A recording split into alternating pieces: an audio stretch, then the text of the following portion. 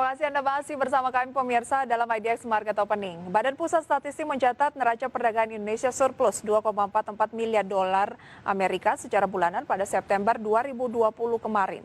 Dan angka ini lebih baik dari surplus bulan Agustus 2020, 2,35 miliar dolar Amerika.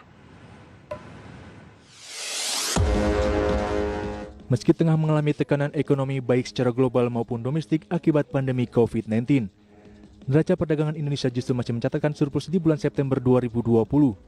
Surplus neraca dagang sebesar 2,44 miliar dolar Amerika atau naik dari bulan Agustus sebesar 2,35 miliar dolar Amerika.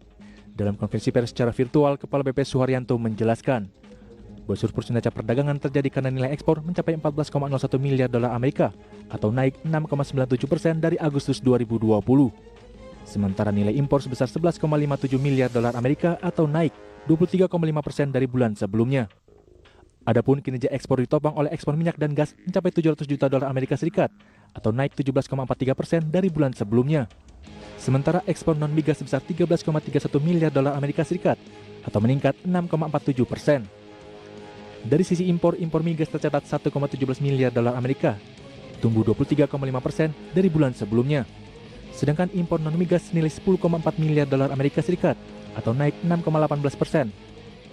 Pada bulan September tahun 2020 ini mengalami surplus sebesar 2,44 miliar. Di sana digambarkan dengan garis yang berwarna merah. Jadi kembali, selama 5 bulan berturut-turut sejak bulan Mei, Indonesia mengalami surplus.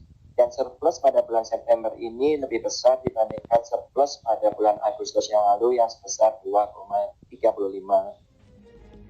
Secara total, ekspor Januari hingga September 2020 sebesar 117,19 miliar dolar Amerika Serikat. Kinerja ini turun 5,81% dari periode yang sama tahun lalu. Sementara kinerja impor Januari hingga September 2020 sebesar 103,68 miliar dolar Amerika Serikat atau terkoreksi 18,15% dari periode yang sama tahun lalu. Dari Jakarta, Raharjo Patmo untuk IDX Channel.